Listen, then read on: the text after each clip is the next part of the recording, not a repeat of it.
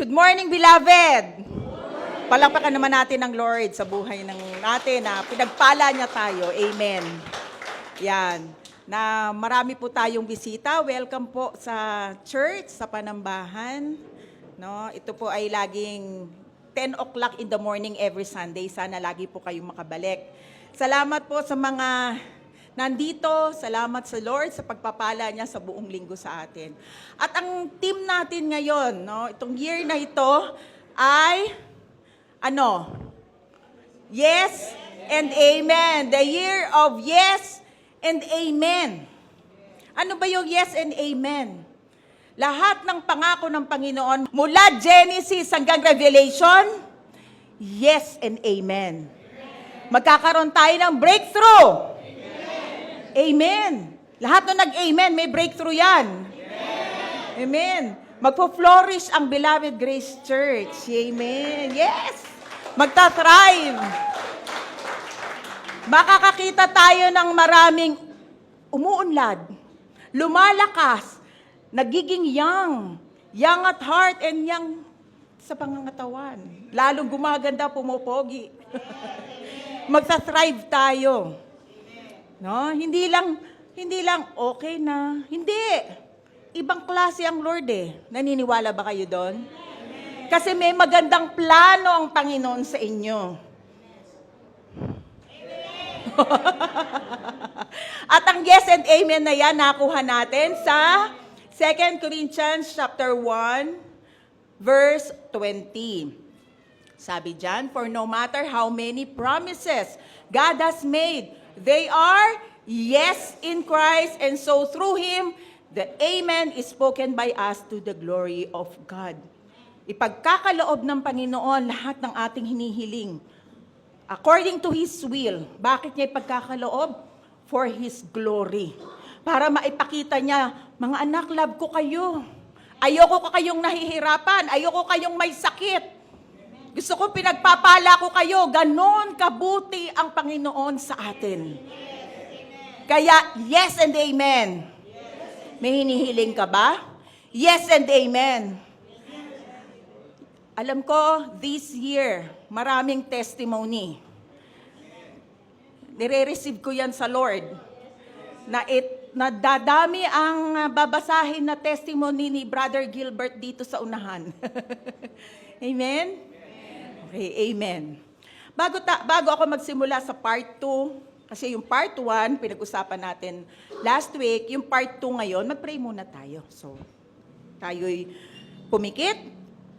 Salamat, Panginoon, sa kalakasan. Kami po ay narito lahat upang mabigyan kayo ng kapurihan. Salamat, Panginoon, sa isang buong linggo. Lord, sa mga pag-uusapan po namin ngayon, sa mensahe po ngayon, kayo po ang maitaas. Banal na Espiritu, Holy Spirit, mangusap ko po kayo sa bawat isa. Itago niyo po ako sa inyong likuran.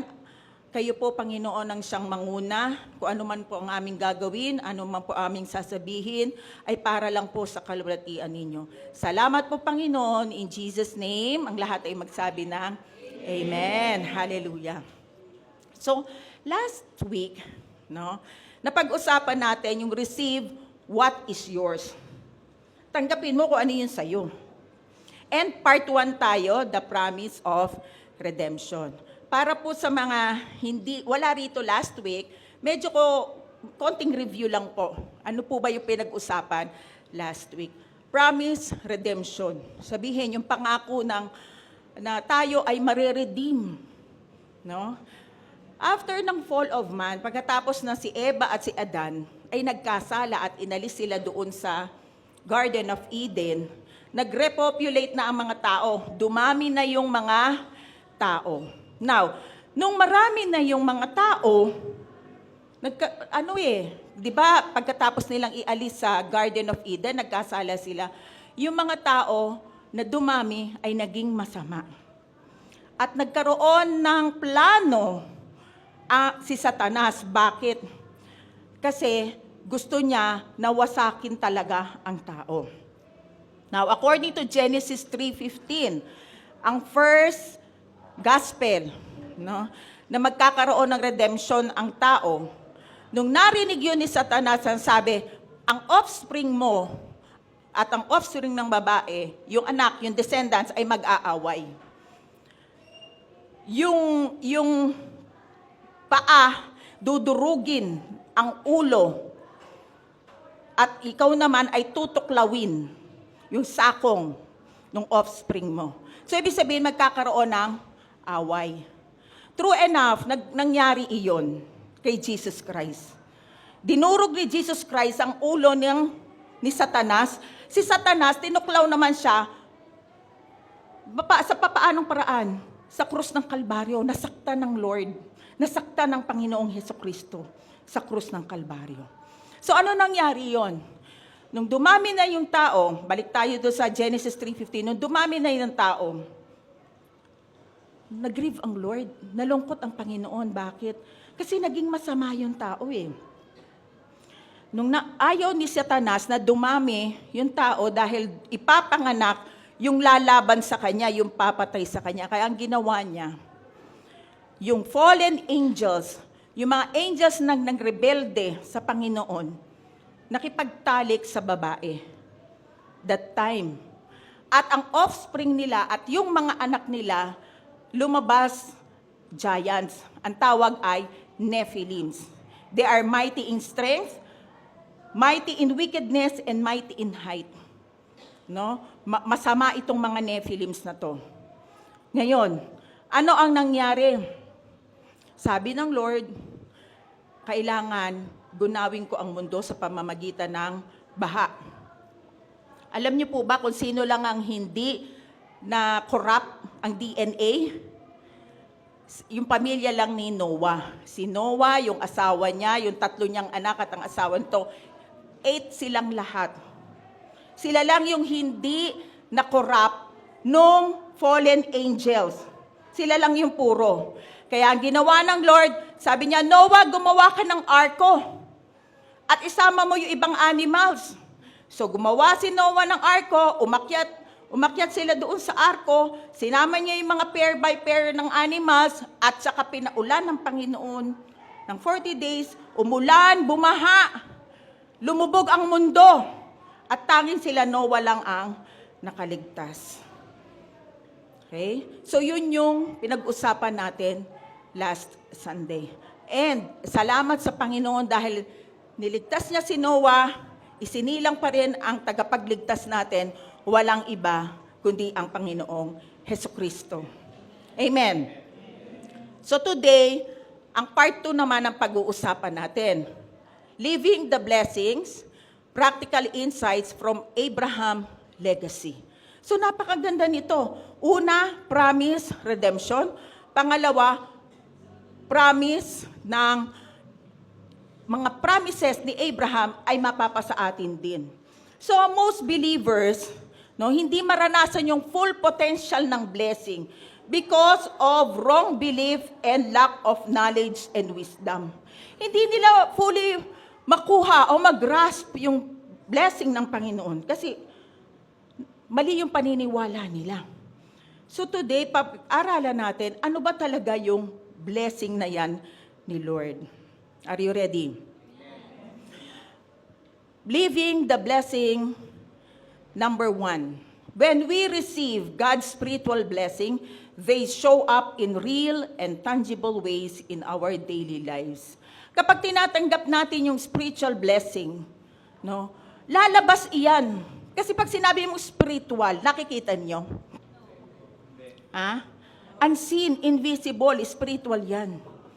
Pero lalabas yan, makikita yan. Magiging tangible yan in our daily lives. Kasi lagi natin tinuturo ang foundation natin eh. Ano ba ang foundation natin?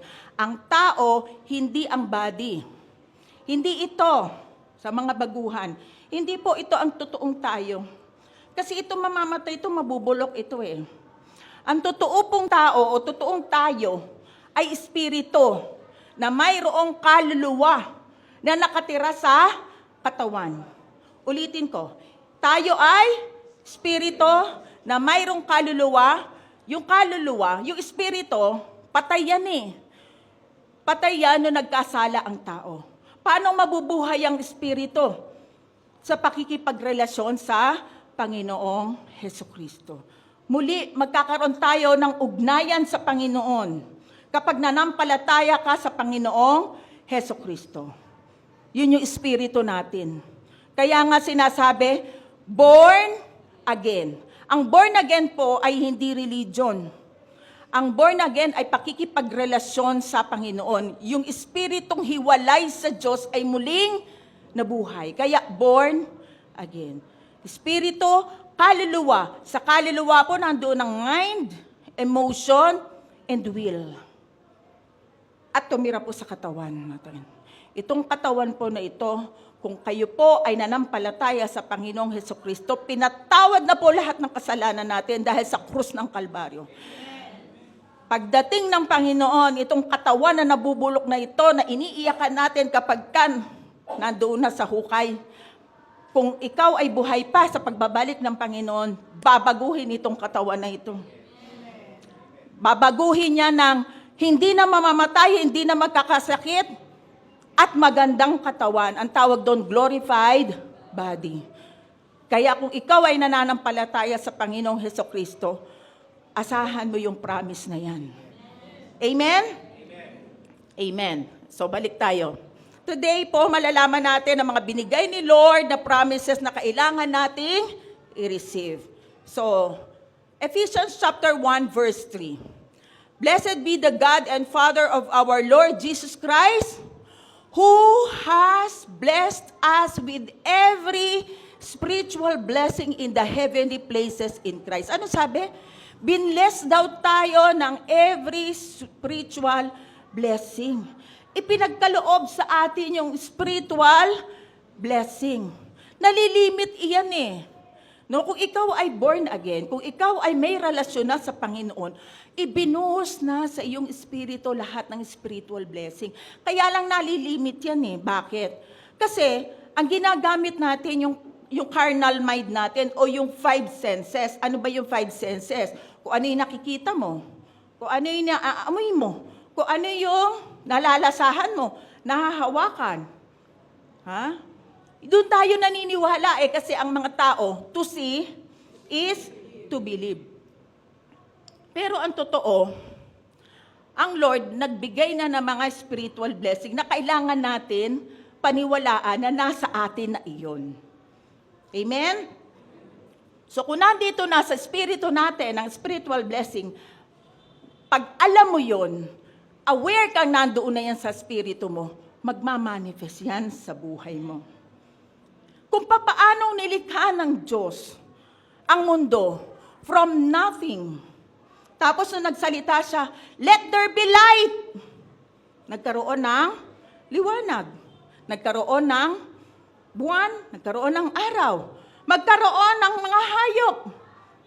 From unseen, from invisible, nagkaroon ng hayop. Tama? Spiritual to tangible o physical. Ang totoo, mas eternal pa nga ang hindi nakikita kesa sa nakikita. Ano? Because God is spirit. Kaya nga tayo sumasamba sa espiritu at katotohanan. Tingnan natin yung 2 Corinthians chapter 4 verse 18. For the things which are seen are temporal. Yung daw nakikita, temporary lang. The things which are not seen are eternal. Diba? Sabi yan sa Bible. Kung ano yung yung hindi nakikita, yung pa yung eternal. Mahirap paniwalaan to kapag hindi mo nakikita. Pero lalagpas tayo doon sa five senses natin, which is, faith. Yung pananampalataya natin.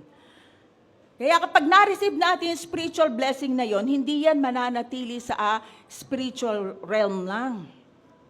Lilitaw ito sa ating physical o magmamanifest ito sa buhay natin.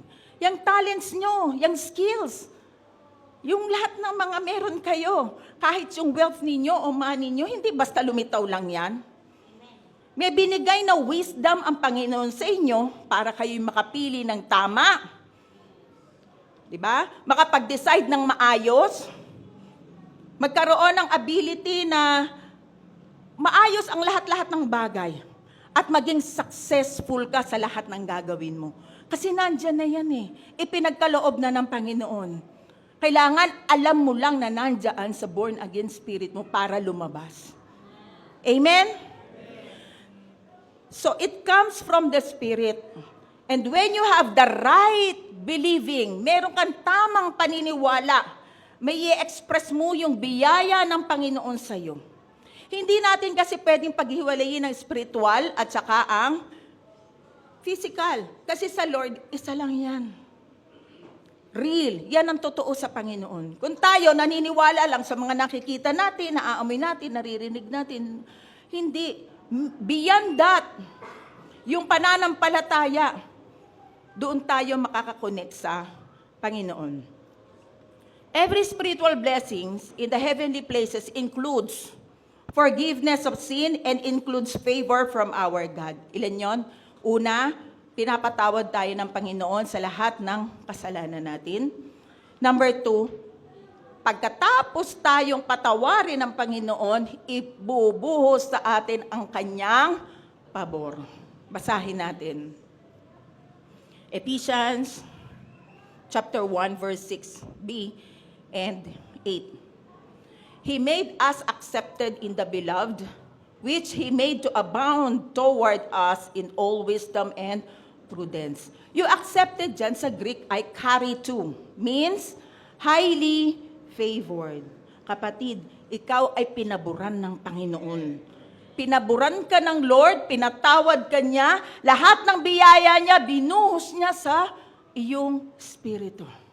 Punong-puno yung espiritu mo. No? Kaya itinuturo ito sa inyo para mag-manifest yung biyaya ng Panginoon sa buhay mo. Amen? So binuhos ng Panginoon, sabi nga, abound, which He made to abound. No, toward us, ibinuhos sa atin in all wisdom and prudence. Sa kanyang karunungan at kaalaman, ibinuhos ng Panginoon ang biyaya niya sa atin. Naalala ko lang yung Psalms 23, di ba? Goodness and mercy shall follow me all the days of my life. Goodness ni God ay hindi ka lang basta pina-follow. Sa Greek word noon, ibig sabihin, sinasabi noon, ino-overtake ka pa ng pagpapala ng Panginoon. Amen? Talaga ba? Parang hindi ko ramdam. Kasi kailangan mong paniwalaan. Meron nga akong kubre. Kubre kama. Kay no, alamin mo. You understand. B, believe. R, receive. E, express. Kubre. Sabihin nyo nga, kubre. Ano yung K? No, alamin mo. Kaya tinuturo to sa inyo kasi dapat alam nyo. Understand, dapat naiintindihan nyo. B, believe. Paniwalaan mo kasi kahit alam mo yan, kung hindi mo pinaniniwalaan by heart, walang kwenta. R, tanggapin mo, receive mo, Lord, I receive these blessings from you. E, express. Kailangan makita yon sa buhay mo. Amen. So, number 2 na tayo, living the blessings. Number 2, it is by Jesus' finished work that we have access to Abraham's blessing. So, Galatians chapter 3 verse 9. So all who put their faith in Christ share the same blessing Abraham received because of his faith. Malinaw sa verse.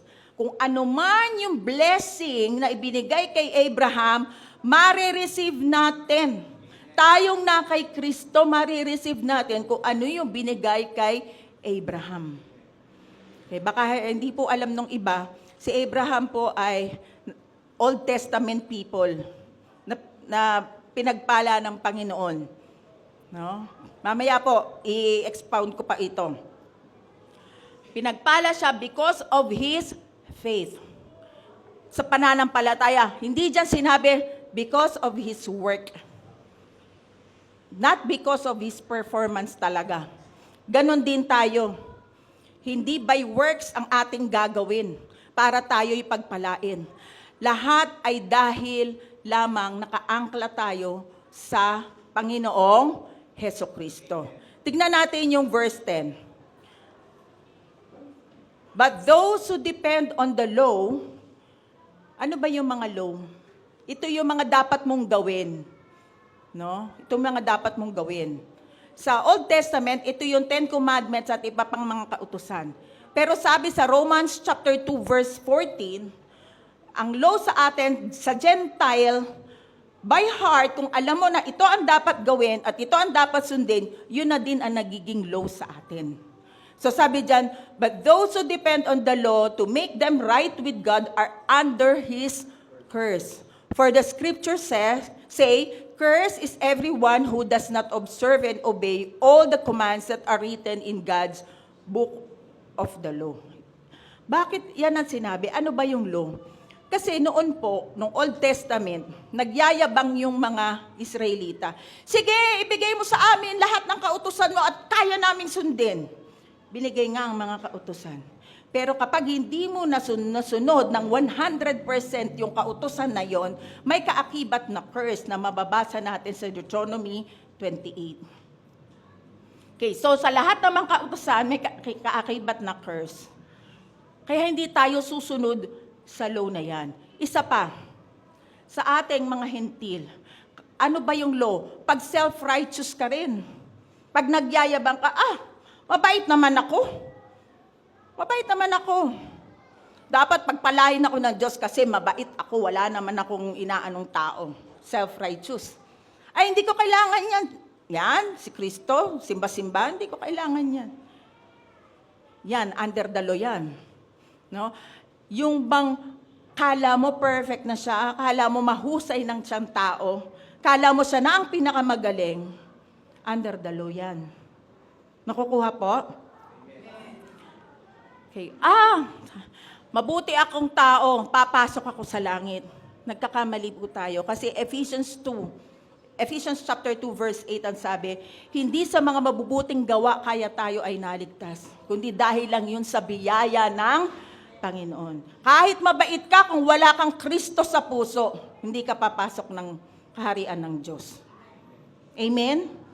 So, ang Panginoong Jesus lang talaga ang ating ticket papunta sa kaharian niya. Amen ba? Amen. Now, tignan natin yung verse 13. But Christ has rescued us from the curse pronounced by the law. When He was hung on the cross, He took upon Himself the curse for our wrongdoing. For it is written in the scripture, cursed is everyone is hung on a tree. Meron ho ba ditong perpektong tao? Taas nga ang kamay. Yung hindi nagkakamali. Wala, di ba? Wala. Pero salamat sa Panginoong Hesukristo. Dahil siya na yung binayubay sa krus para lahat ng mga hindi natin masunod, yung lahat ng sablay natin, lahat ng palpak natin, si Jesus na ang kumuha sa krus ng Kalbaryo. Siya na yung sinumpa doon sa krus. Yung lahat ng kasalanan natin, lahat ng kayabangan natin, lahat ng pagkukulang natin, inilagay na sa dugoang katawan ni Jesus. Sabi, Christ has rescued us from the curse pronounced by the law. Alam niyo po, nung ancient time, ang pinaka nakakahiyang mangyari sa tao ay yung maisabit sa krus o maisabit doon sa puno. Katulad ni Kristo, isinabit doon. Kung noon, bata pa ako Noon, yung electric, yung silya elektrika. Pinaka nakakahiya na yun noon. Tinanggal lang yun. Dahil may nangyari na wala palang kasalanan talaga yung taong sinilya elektrika. Kaya tinanggal yun. Nakakahiya yun Kasi ikaw na yung tingin ng buong sa'yo, ikaw na yung pinakamasama. Kaya nung ancient time, ang pinakamasamang tao noon, pagkatitignan nila, yung sinasabit, si Jesucristo yun. Kaya lahat ng nakakahiyang mga bagay sa buhay natin, lahat yun kinuha ni Kristo. Amen? Lahat ng mga kasalanan natin, na kay Kristo na. Binayaran na niya yon sa krus ng Kalbaryo. Tayo ay pinatawad completely ng Panginoon. Past, present, and future. Amen ba? Amen. So tignan natin yung verse 14. Through Christ Jesus, God has blessed the Gentiles with the same blessing He promised to Abraham, so that we who are believers might receive the promised Holy Spirit through faith. Wow. Tayong mga believers, tayong mga saints, tayong mga beloved, na-receive natin yung promised Holy Spirit.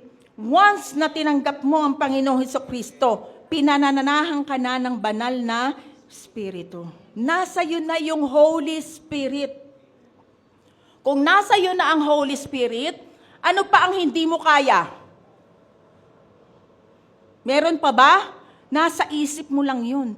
Lahat makakaya mo dahil sa banal na Espiritu. Alam nyo, napakapalad natin. Ito yung inaasam-asam ni David noon. No?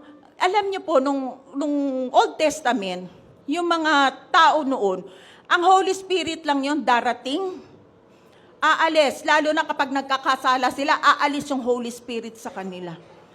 At kapag kasama nila yung Holy Spirit, lahat ng ginagawa nila successful. Lahat yun. Ngayon, nasa New Covenant tayo. Ang sabit, pinananahan tayo ng banal na Espiritu. So kung ang Diyos ay nasa atin, ano mangyayari sa atin? Success. Amen ba? Amen? Kaya nga si David noon, sabi nga sa Psalms chapter 51 verse 11, sabi niya, do not cast me from your presence or take your Holy Spirit from me. Alam niyo ba, nagkasala si David kay Bathsheba? Diba? Nagka-crush siya kay Bathsheba hanggang sa pinatay pa niya binalakan pa niyang patayin yung asawa ni Bathsheba. Pero humingi pa rin siya ng tawad sa Panginoon. At sinabi niya ito, huwag niyo naman pong alisin sa akin yung Holy Spirit. Kasi, kapag wala ang Holy Spirit, alam niya, pag malayo siya sa Diyos, hindi magiging success ang buhay niya. Ano ang meron sa inyo ngayon? Ha? Kung nasa inyong Holy Spirit, ano ang meron sa inyo ngayon? Success. God is in us. We are a success. Amen. Kapag hindi mo pinapaniwalaan, hindi mo ma-express. Ngayon, alam mo na. Ngayon, naiintindihan mo na. Pero pag hindi mo yan pinaniniwalaan, hindi mangyayari sa iyo yung success. Amen? The Holy Spirit lives in us. Nakatira siya sa ating born again spirit. Hindi siya aalis. Kasi yan ang seal natin. Yan yung tatak natin para pagbabalik ng Panginoon. Ikaw, selyado ka ng banal na Espiritu, sasama ka sa akin. Ikaw, sel ka ng Holy Spirit, sasama ka sa akin. Kaya, sa ating mananampalataya, hindi mawawala ang Holy Spirit. Tatak natin ang Holy Spirit, kaya kapag kasama natin ang Diyos, lahat ay may success. Lahat ay pinagpala. Amen. So ano ang requirement to receive this blessing? The only requirement to receive the blessing is justification by faith. Ano yung justification by faith? This means receiving what the Lord has done on the cross for us and believing that we are made righteous in God's eyes by His Son's finished work. Ano yung justification by faith? Tinatanggap mo kung ano yung ginawa ng Panginoong Jesus sa krus ng Kalbaryo. At pinaniniwalaan mo na tayo ay righteous na, matuwid na sa harapan ng Panginoon. Hindi galit ang Diyos sa iyo. Ulitin ko, hindi na galit ang Diyos sa iyo. Kasi kapag ka iniisip mo yan, lalayo ka sa Diyos. Mahal ka ng Diyos. Dahil sa tinapos na gawa ni Jesus sa Kalbaryo, lahat ang tinapos niya, binigay niya sa atin yung righteousness niya. Pagkatapos tayong patawarin ng Panginoon, binigay niya yung righteousness niya sa atin. Okay? Number 3. We are heirs to the promise by faith. Tayo ay tagapagmana ng promise. Ang sarap pagka-tagapagmana, no? Pag sinabi mo, magmamana ako. Sino rito yung gusto may mamanahin? Yung nagtaas ng kamay, talagang gusto yung iba, hindi. Ang sarap pagka may mamanahin ka. Okay? Naranasan ko yan sa mga magulang kong namatay. Di ba? Tignan natin, ang sarap nito. Kasi kung ano yung pinamana ng Panginoon kay Abraham, mamanahin din natin. Okay. Tignan natin sa Matthew chapter 1 verse 1. Medyo lumalalim na po tayo. The book of genealogy of Jesus Christ, the son of David, the son of Abraham. Genealogy, ibig sabihin Genesis, kung saan nagsimula ang Panginoon. Siya ay son of David and son of Abraham. Next slide. Tingnan natin. Jesus, as son of David, he is an heir to the throne. Siya ay hari. Jesus is king. Jesus, as a son of Abraham, he inherits the land. Abraham inherits the land. Ibig sabihin, ang Diyos, sabi kasi nung iba, okay lang ako. Ito lang talaga pinagkaloob ng Diyos sa akin. Hirap. Hirap. Yun nga matatanggap mo, hirap. Kasi yun yung pinaniniwalaan mo. Pero hindi yun ang gusto ng Diyos sa'yo. Ang gusto ng Diyos sa'yo, ikaw ay pagpalain. Sabi nga sa John 10:10, pumarito siya para ikaw ay bigyan ng buhay. Buhay na masagana. Hindi nahihirapan na pagka sweldo, dumaan lang sa palad ko yung sahod ko. Bye-bye. Diba? Hindi ganon. Kasi kung yun ang paniniwalaan mo, yun nga yun. Pero ngayon, pinag-aaralan natin, paano from your born-again spirit, ilalabas iyon. Okay.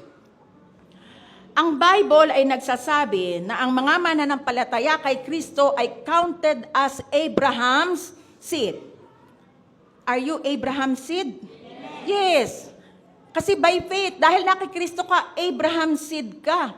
And heir o tagapagmana ng promises. Tagapagmana ka. Tagapagmana ka. Heredera, heredero. Parang hindi maniwala ang iba. Para sabi nila, pinagsasabi nito, heredero at heredera ka. Wow, ang ganda. Parang Espanyol. Na?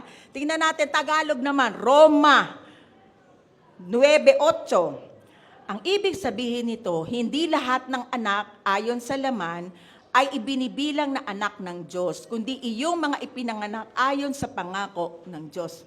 Paliwanag ko pa. Yung sinasabing laman dyan ay yung Israel, flesh. Ibig sabihin, si Abraham nagkaroon meron siyang 2 descendants. Isang descendant niya ay yung mga Israelita. Diba mga descendant ni Abraham yun? Pangalawang descendant niya, yung mga nas kay Kristo.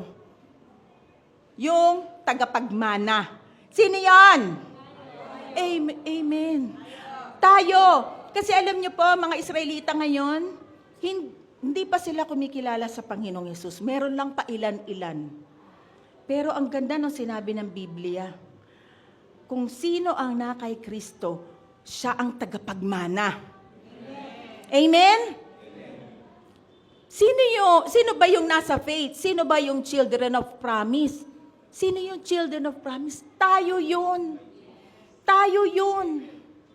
Kailangan lang kubre. Alamin, intindihin, Tanggapin. Ano pa? Express. Receive muna. Receive and express. Kubre. Tandaan nyo ha, kubre. Oo. Kubre kama. Para hindi makalimutan. Galatians chapter 3 verse 29. And if you are Christ, then, ano sabi dan? You are Abraham's seed and heirs according to the promise. Wow. Ikaw pala ang tagapagmana, hindi yung mga taga-Israel. Yung lahat lang ng kumilala sa Panginoong Jesus ang tagapagmana. Why? Sino ba nasa loob natin? Holy Spirit. Kaya tagapagmana tayo eh. Amen? Okay, tuloy natin sa Galatians chapter 3 verse 7. Kung gayon, maliwanag na ang mga nananalig sa Diyos, ang mga tunay na anak ni Abraham. Those who are in faith, yan ang totoong anak ni Abraham. Sa mga Israel, anak lang sila sa laman. Pero lahat ng nakay Kristo, anak ni Abraham by faith. Amen? So tuloy natin sa 8. Bago pa ito nangyari ay ipinahayag na ng kasulatan na pawawalang sala ng Diyos ang mga hintil sa pamamagitan ng pananampalataya.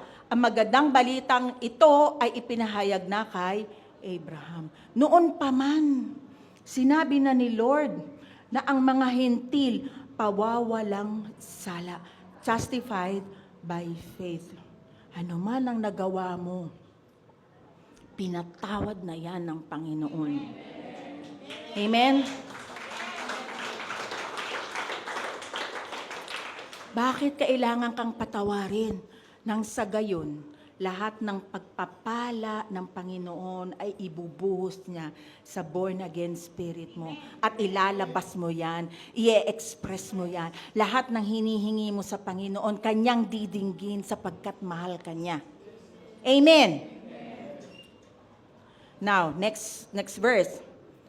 Kaya naman, ano daw? Kaya naman pagpapalain ang mga sumasampalataya tulad ni Abraham na sumasampalataya. Wow, ang gandang promise, di ba? Ang gandang promise. Pagpapalain ang sumasampalataya. Pinagpala ka na, kapatid. Pinagpala na kayo. Kaya hindi na kayo dapat na malungkot. Pag dumaraan ang mga problema sa buhay mo, padaanin mo lang. Huwag mong patirahin. Huwag mong patambayin. Hoy, alis ka dyan, problema. Pagdasal mo. Pag-pray mo. Ibato mo sa Panginoon. Pag binato mo na sa Panginoon yung problema mo, huwag mo nang, Lord, wait. Teka lang, wait a minute. Sandali. Nanamnamin ko lang yung problema ko, sandali, emote lang ako. Di ba? Di. Ibato mo sa Panginoon. Lahat ng problema mo. Pagkatapos nun, umasa ka sa biyaya niya. Lord, dininig mo na ako. Salamat. Dininig mo na ako. Alam ko may sagot na ito. Pinagpala mo na ako. Pinagpala mo na ang mga anak ko. Pinagpala mo na ang mga kapatid ko. Pinagpala mo na ang pamilya ko. Ano man ang hinihingi ko sa iyo, Lord, binigay mo na. Antay ka lang. May right timing ang Lord. Kasi yung iba naman, dali, ang tagal mo naman, Lord, ang tagal mo naman, Lord. Hindi ganun. Mayroong tamang oras ang Panginoon sa iyo. Dahil yung tamang oras na yon, ang best para sa iyo. Huwag magmadali. Pero paniwalaan mo, sinagot na at tinugon ng Lord. Ano man ang hinihiling mo. Kasi ang sabi dyan, pagpapalain ang mga sumasampalataya. Sumasampalataya ka ba? Amen. Amen. So pinagpala ka na? Amen. What were the promises God made to Abraham? Ito na po tayo. Genesis chapter 12 verse 2 to 3. Sabi ni Lord kay Abraham, alam niyo po ba si Abraham? Kukwento ko lang po ng konti . Si Abraham po walang anak. Una, ang pangalan niya Abram. Ang asawa niya, pangalan Sarai.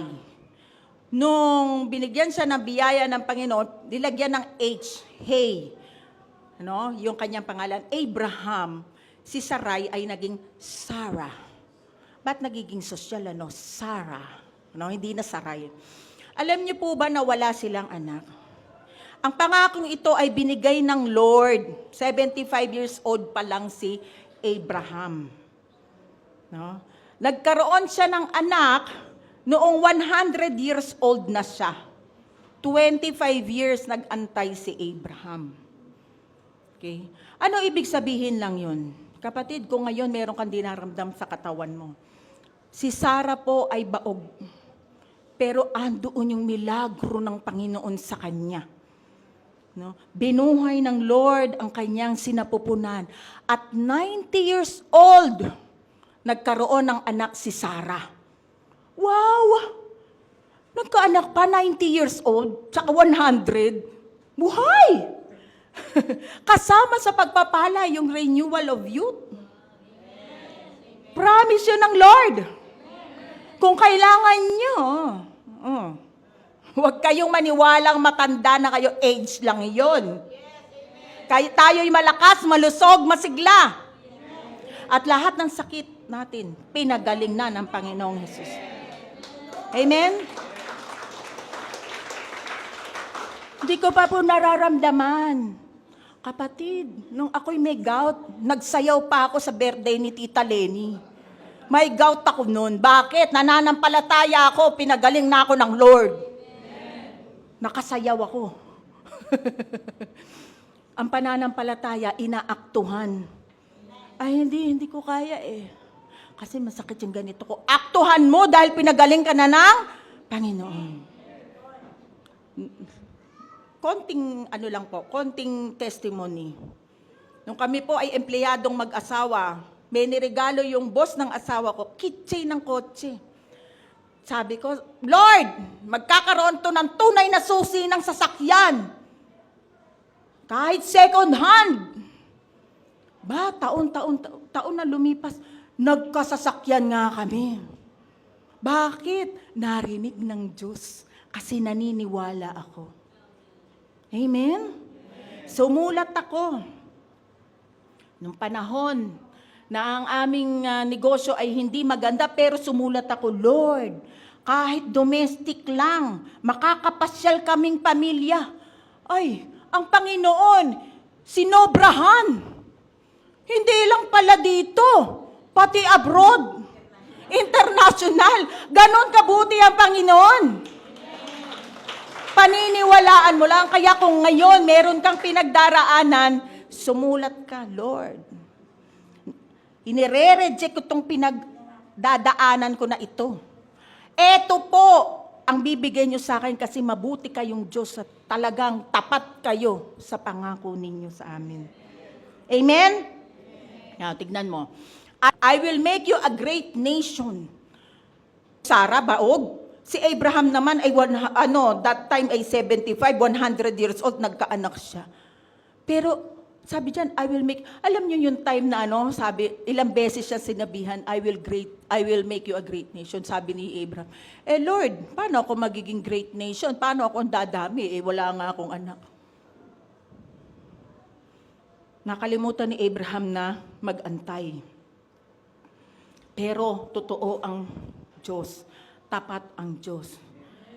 Nagkaroon siya ng anak and history na po yun. Dumami ang mga Israelitas sa pamamagitan ni Abraham. Para nga daw buhangin sa dami. Hindi mo mabilang.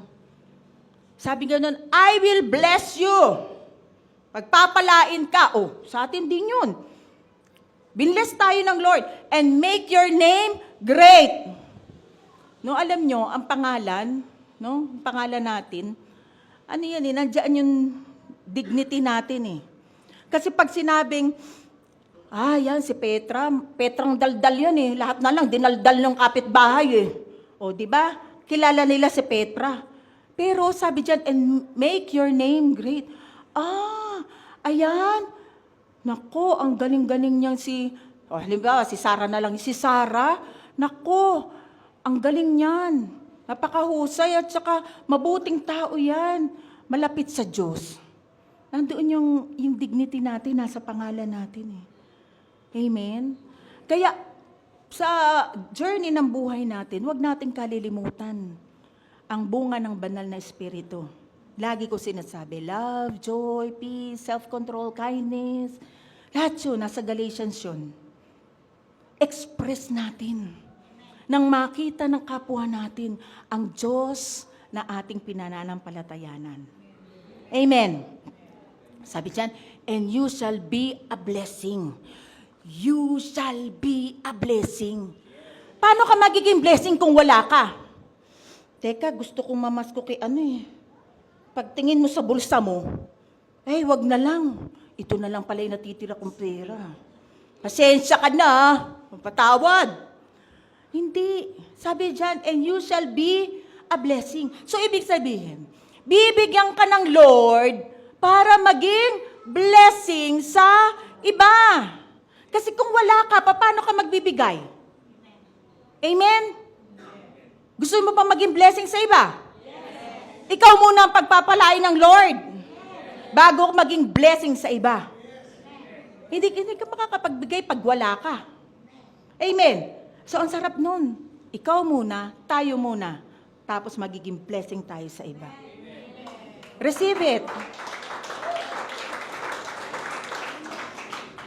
I will bless those who bless you, and I will curse him who curses you. Anyway, may time pa naman. Meron akong kukwento sa inyo. Kagabi kasi nung nagde-devotion ako, biglang yun ang ng Lord. Si Balaam, tsaka si Balak. Sino yun? Old Testament people uli. No? Kasi ito si Balak, gusto niya i-curse ang mga Israelita kasi ang dami. Nandun sila sa Moab. Ang dami. Nako, natatakot siya kasi baka ma-over-empower sila ng mga Israelita. Ngayon, to si Balaam. Ang sabi kasi sa Tagalog version, mangkukulam. Ibig sabihin, nagko-curse. Pinapatawag niya ngayon si Balaam. Habing ganyan, punta ka rito. I-curse mo nga yung mga Israelita na yan, dumadami. I-curse yung mga Israelita na yan, dumadami . Pero ang sinabi ni Lord kay Balaam, hindi mo i-curse ang mga Israelita na yan kasi pinagpala ko sila. Sabi niya ganon. Hindi na lang po ako pupunta, Lord. Hindi. Tapos, kinabukasan sabi, sige, pumunta ka na lang. Kasi nagpadala ng mga susundo sa kanya. Sa makatuwid, itong si Balaam sumama. Pero habang siya, tingnan niyo yung Lord, habang siya ay nasa donkey, o asno, habang siya ay nakasakay sa asno, lumihis ng daan yung asno. Pinalo niya. Sumakay siya ulit. Pamihan, lumalakad. Lumihis naman ng daan, naipit yung paa ni Balaam. Ano ka ba? Pinalo na naman niya. Tapos lakad na naman. Na naman siya sa makitid na daan. Ano ba itong ang tigas ng ulo mo, asno ka? Alam mo, grabe, biglang nagsalita ang asno. Sa Old Testament, nagsalita ang asno. Bakit mo ako pinapalo? Sabi ng asno. Diba, parang hindi totoo, no? Parang kwentong bata. Pero nasa Old Testament. Sinagot naman ni Balaam, ang kulit mo . Bakit ka ba, kung saan ka pumupunta? Hindi ba, kung may dala lang ako espada, papatayin kita . Sabi naman ni Balaam, sabi naman ng asno, bakit ba? Ako nga lagi mo sinasakyan, tapos papatayin mo ko. Alam niyo po ba, nagagalit itong si Balaam, biglang nagpakita ang anghel. Kaya pala, umiiwas yung asno, may anghel na humaharang. Nakikita ng donkey, hindi nakikita ni Balaam. Ano ba kanina ang sabi ko? Yung invisible, yun pa yung eternal. Minsan may mga bagay tayong hindi nakikita. Pero kung nag-pray tayo, No, Lord, salamat po, iningatan niyo po kami. Salamat sa mga anghel na pinasama niyo po sa amin. Hindi mo man nakikita yan, pero pinoprotektahan ka na ng Lord. Maraming beses ka na palang iningatan ng Panginoon na hindi mo nalalaman. Dapat pala nabangga na isasakyan mo, pero dahil nandun ka, hindi ka nababangga. Pag sasakay kami ng eroplano, nakaganyan na kami kagad. Lord, itong eroplano na po, iningatan nyo na po kami rito. Nakalay hand na kagad. Kasi, pangako ng Panginoon yun. Iingatan kanya at poprotektahan. Amen. So, ito na. Ito na yung story. Ngayon, pagdating doon ni Balaam, 3 beses siya sa iba't ibang lugar. Pinapaikli ko na lang po 3 beses siya sa iba't ibang lugar na sinasabi, i-curse mo yung Israelite, i-curse mo yung Israelite. Sumpain. Alam nyo, sinabi yan ni sa huli ni Balaam, sabi niya, binless ng Lord, binless ng Panginoon ng Israel. At kung sino man ang binless ng Lord, hindi pwedeng sumpain. Kaya kung kapatid, kung ikaw ay pinagpala na hindi ka kailanman masusumpa kahit sino pa yan, wala nang magagawa ang devil sa atin. Huwag ka nang matakot. Huwag ka nang manood ng mga nakakatakot. Baka nanonood pa kayo ng mga nakakatakot. Tinatakot nyo lang yan sarili nyo. Wala nang magagawa ang devil sa atin. Amen? At hindi na rin tayo, kung iniisip nyo, kinukulam ako noon. Hindi natatalab sa'yo yun.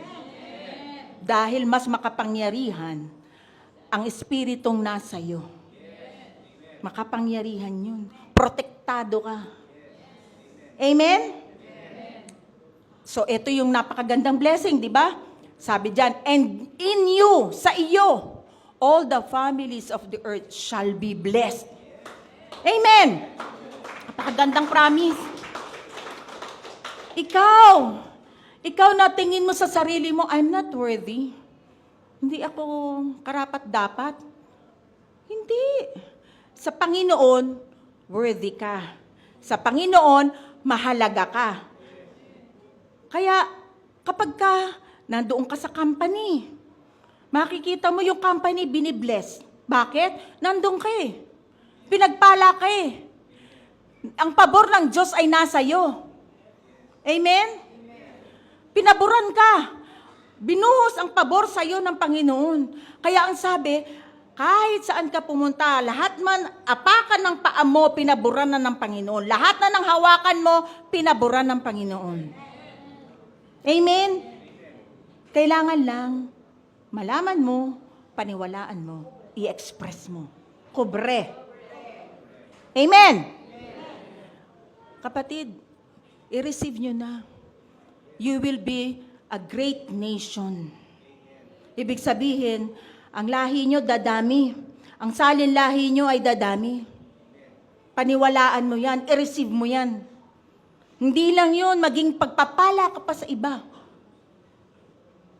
At lagi kang pinapaboran ng Panginoon.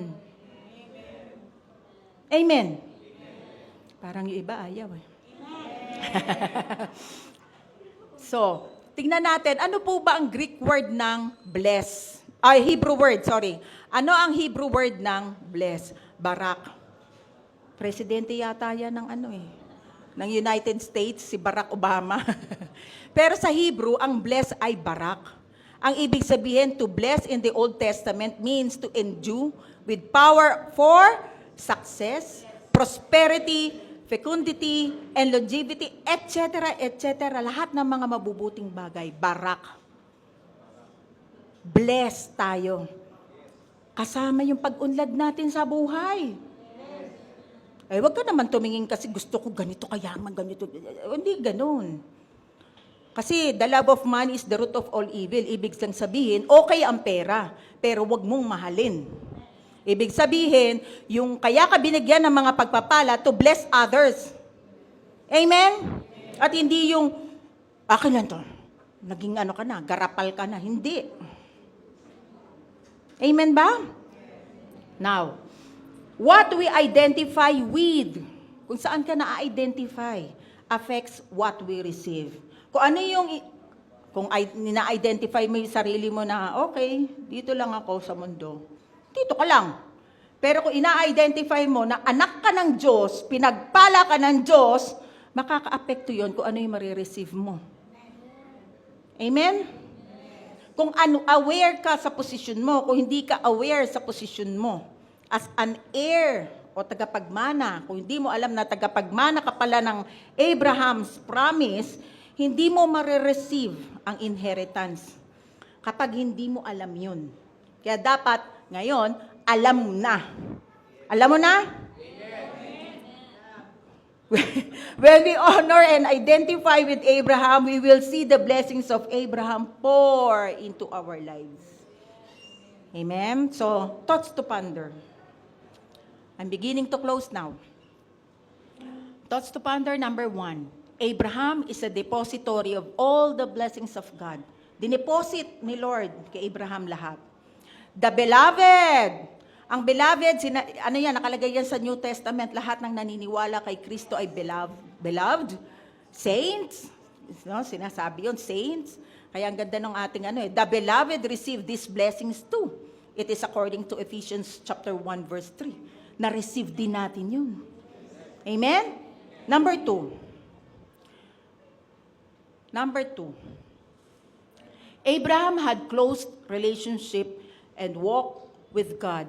Beloved, as Jesus is, so are we in this world. 1 John 4:17.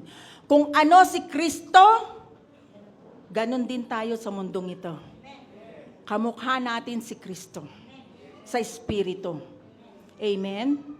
We are the temple of the Holy Spirit. Tayo ay templo ng banal na Espiritu according to 1 Corinthians chapter 6 verse 19. Templo tayo. So kapareho din natin ang Panginoong Hesukristo. Kaya kung nasa atin si Kristo, meron tayong close relationship sa Lord at naglalakad tayo with Him. Kasama natin siya lagi.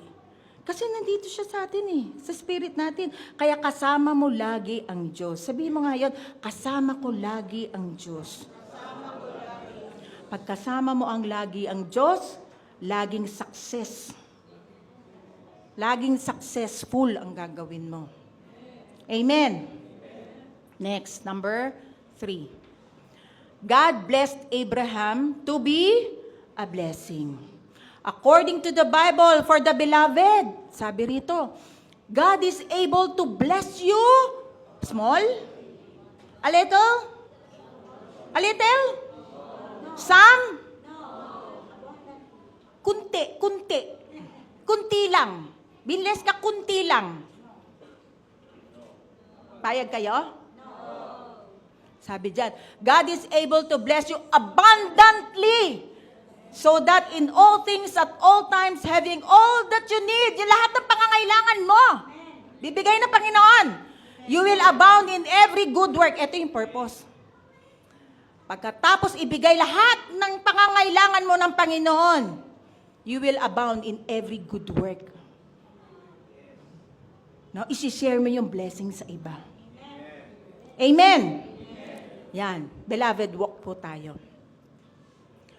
Always confess over yourself. Alam nyo, lagi tayo, I'm blessed, I'm blessed. Hindi mo alam, I'm blessed, I'm blessed. Blessed ka saan? Always confess over yourself, I am the seed of Abraham. Now you know. You are the seed of Abraham. Sabihin mo, I receive all the blessings of Abraham. Sabay-sabay nga tayo, I am the seed of Abraham. 1, 2, 3, go. I am the seed of Abraham. I received all the blessings of Abraham. Amen? Kaya kung ano ang meron kay Abraham, nasa yun na yun.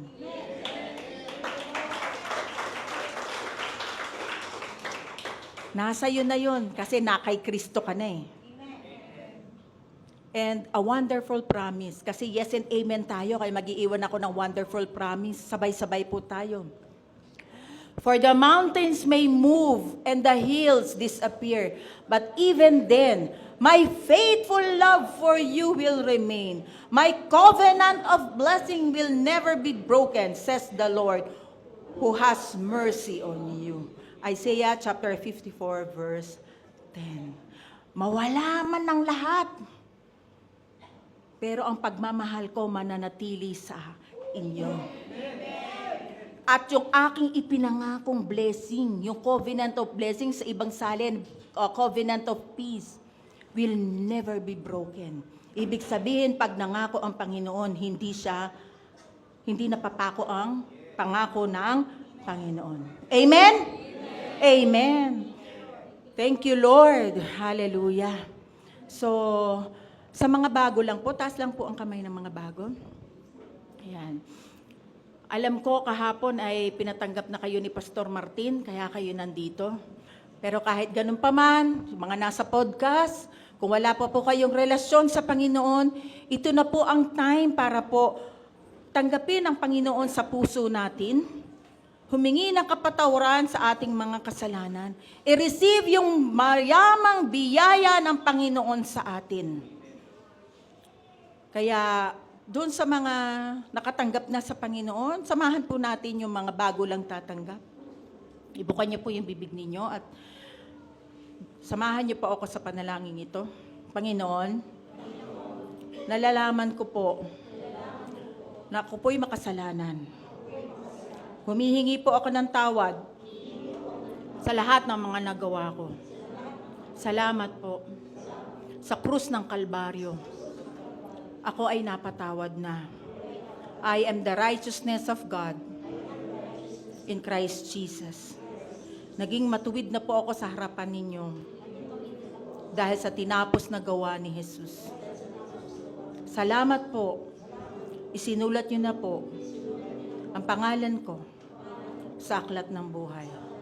Banal na Espiritu, manahan ka po sa akin.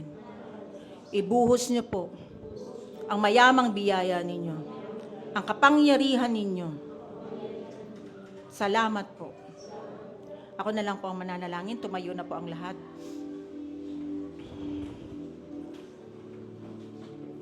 Panginoon, narito po kami.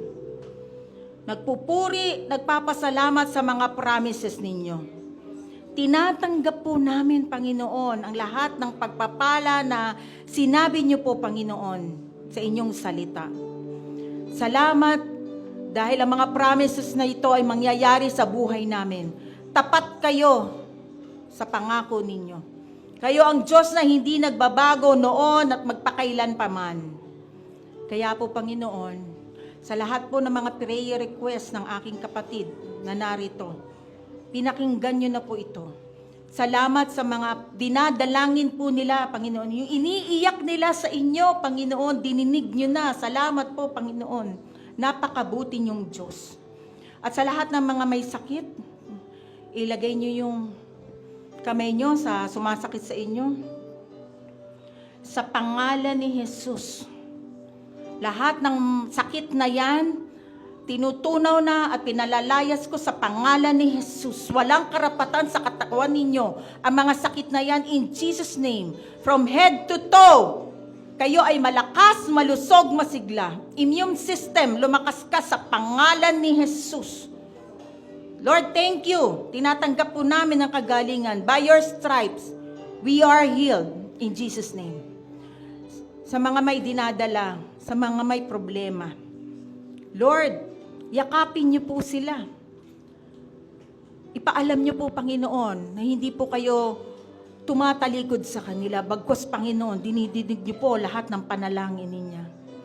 Lord, iklian niyo po kung ano man po ang problema ang dinadaanan nila. Iklian niyo po ito, Panginoon, at ibuhos niyo po ang pagpapala, Panginoon, sa kanila.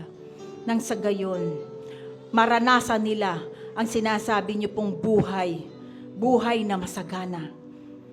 At sa mga merong problema sa pamilya, dinataas po namin, Panginoon, ang mga sigalot na ito. Ito po'y gawa ng kaaway in Jesus' name. Kaya, Panginoon, itinataas po namin ang bawat pamilya na merong pong sigalot. magkasundo-sundo na, Panginoon. Dahil kayo ang author ng pagmamahal, kayo ang author ng love. Kaya hayaan niyo po na ma-express po namin ang love namin, lalo na po sa aming kapamilya. Kaya maraming pong salamat, Panginoon. Ang pangako niyo na ang aming pamilya ay masisave din. Kaya nire-receive namin ito, Panginoon. Thank you, Lord. Sa pangalan ng iyong anak na si Jesus, ang lahat ay magsabi ng Amen.